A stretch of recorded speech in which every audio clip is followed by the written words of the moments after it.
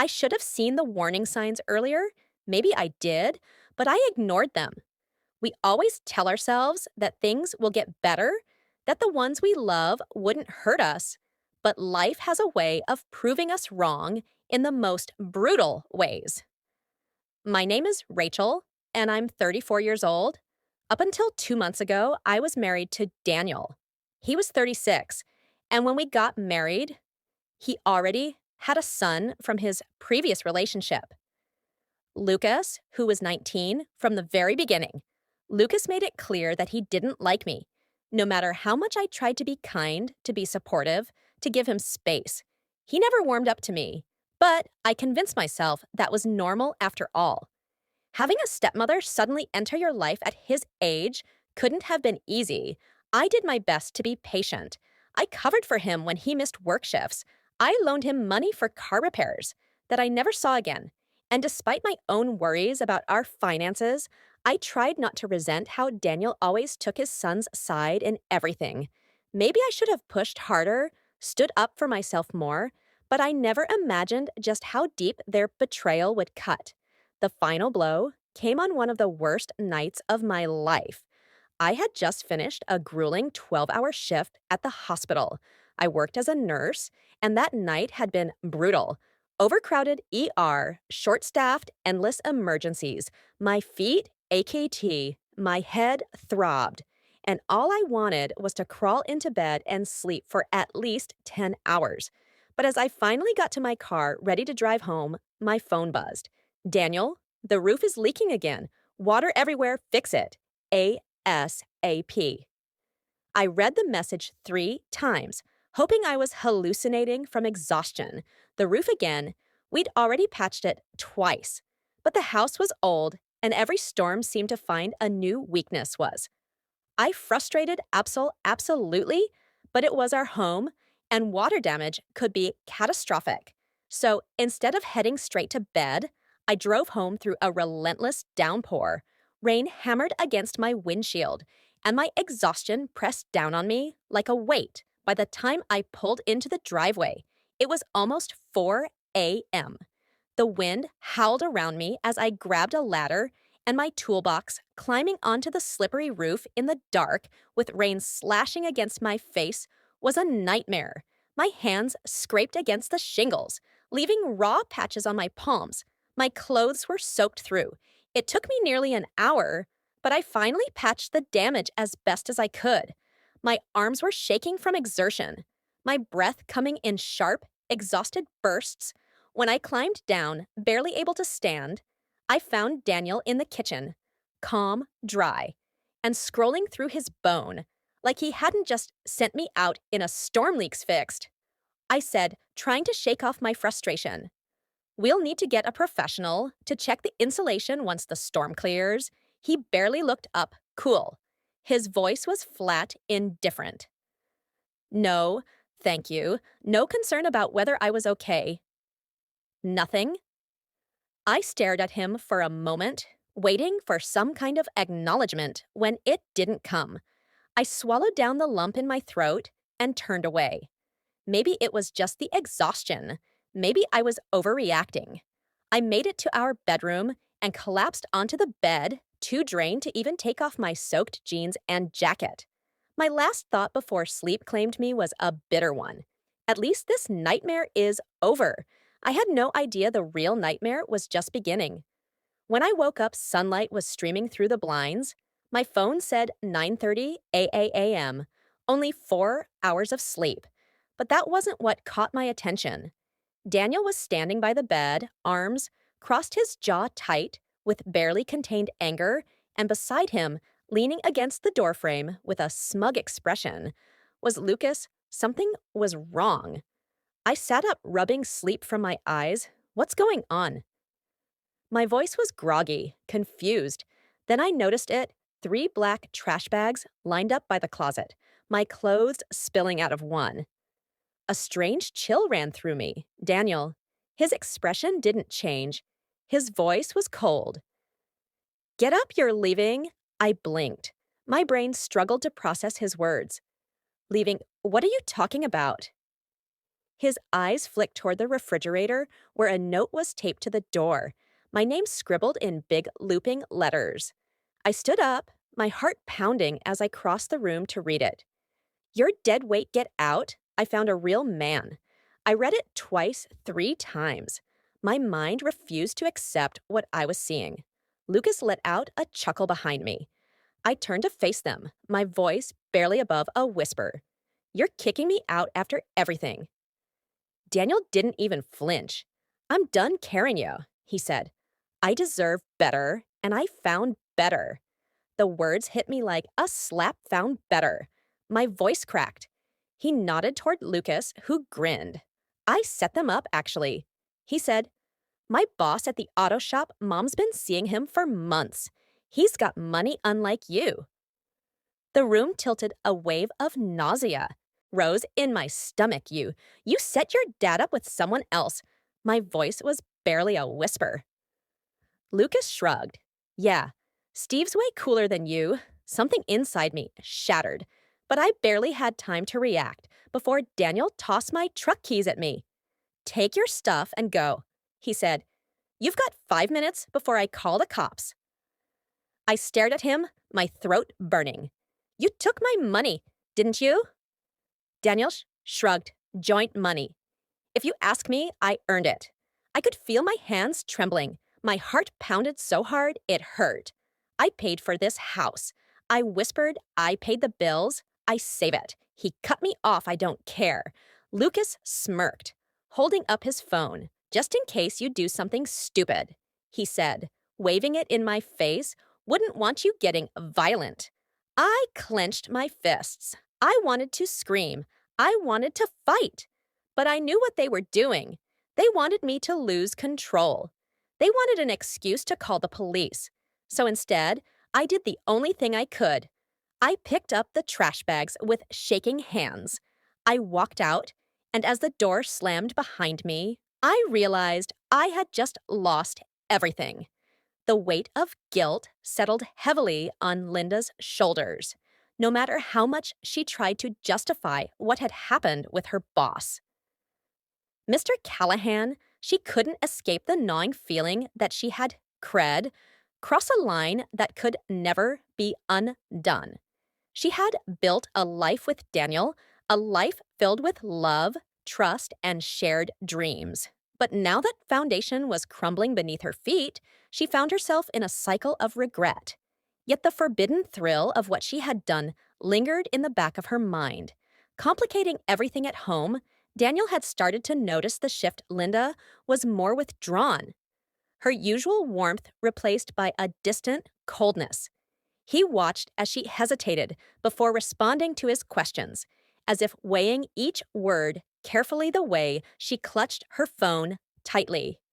How she suddenly took longer shifts at work, all of it sent an unsettling feeling through him. "Is everything okay?" Daniel asked one evening as they sat at the dinner table. Linda forced a smile. "Yeah, just works. There's a big project coming up, and Mr. Callahan is putting a lot of pressure on me." Daniel studied her. He wanted to believe her, but something in his gut told him there was more to the story. Still, he pushed the thoughts aside, unwilling to let doubt poison his marriage. Linda knew she had to stop. She had told herself that what happened between her and Mr. Callahan was a mistake, something that could never happen again. But the way he looked at her at the office, the way he subtly touched her arm during meetings, the late-night text, asking if she was thinking about him, it was all pulling her deeper into something she no longer had control over. One evening, after a particularly tense meeting, Mr. Callahan asked her to stay back for a few minutes. The office was nearly empty, and Linda's heart pounded as she stood in his presence. "You've been avoiding me," he said, his tone laced with amusement. "I'm just trying to focus on work," she replied, keeping her voice firm. He stepped closer. "Are you sure that's the only reason?"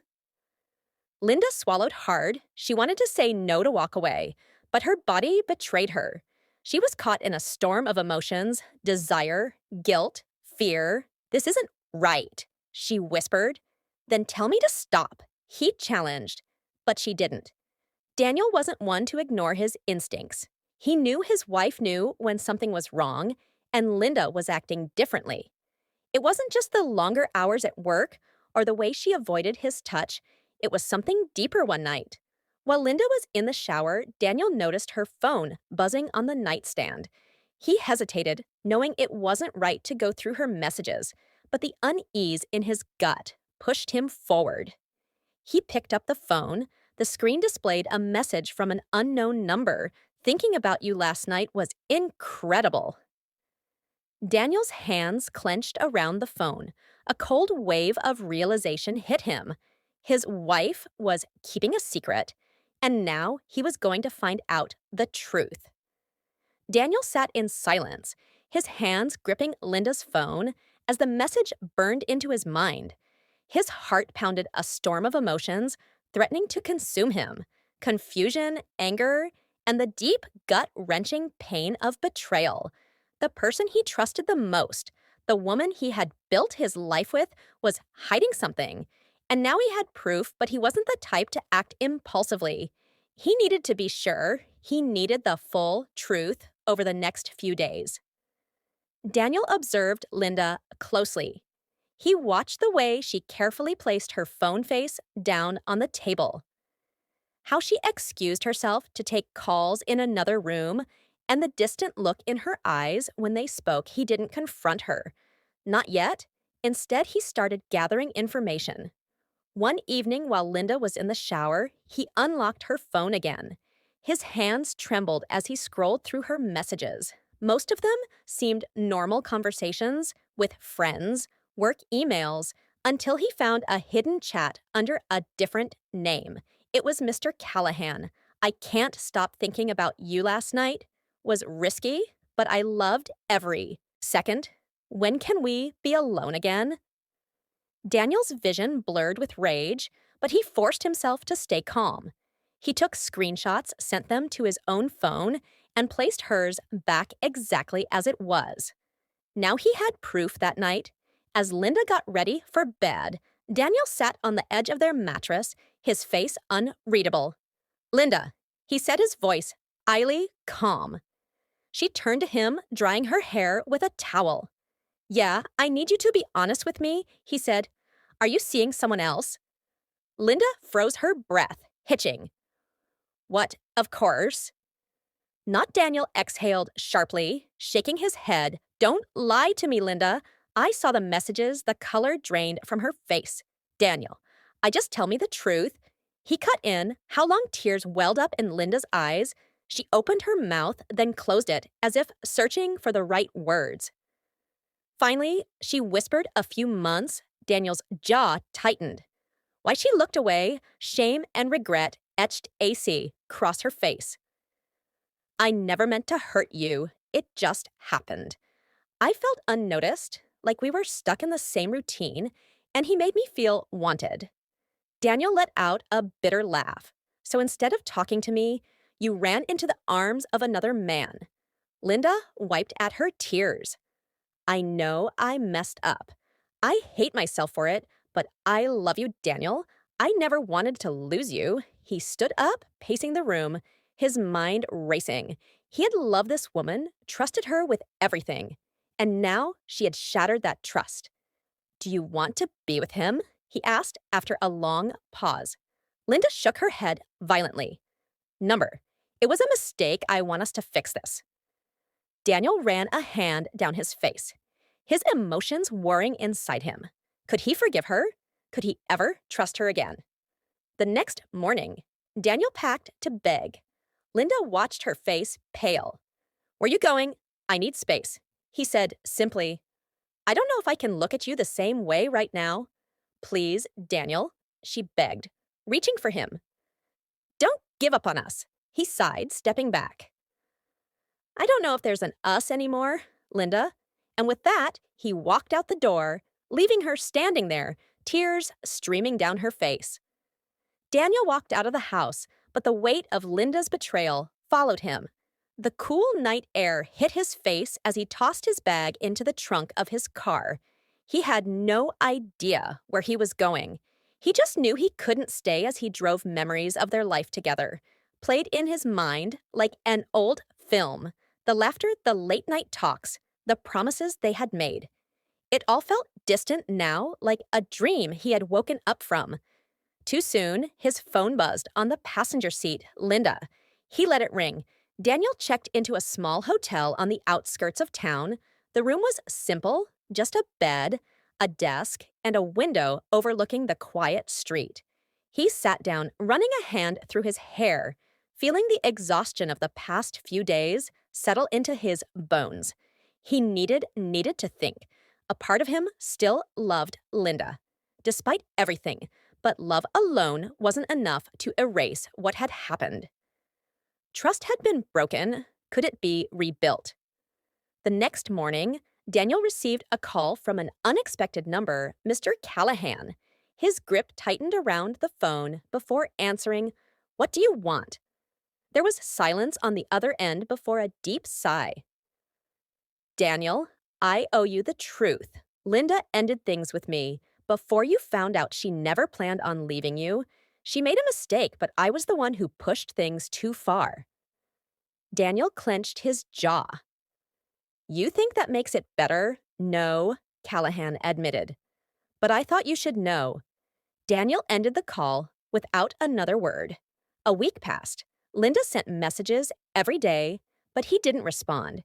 He needed to be sure of what he wanted before facing her again. Then, one evening, he found himself parked outside their home. He stepped inside, and there she was, sitting on the couch, eyes red and swollen from crying. She looked up, hope flickering in her gaze. "You came back," she whispered. Daniel took a deep breath. "I came to talk." They sat in the living room, facing each other, a heavy silence between them. "I don't know if I can ever trust you the same way again." Daniel admitted, tears welled in Linda's eyes. "I understand," but he continued, "I also know that what we had wasn't all a lie. I need to know, why should I give us another chance?" Linda wiped her tears. "Because I love you. Because I know I made the worst mistake of my life, and I'll do anything to prove that I won't let it happen again."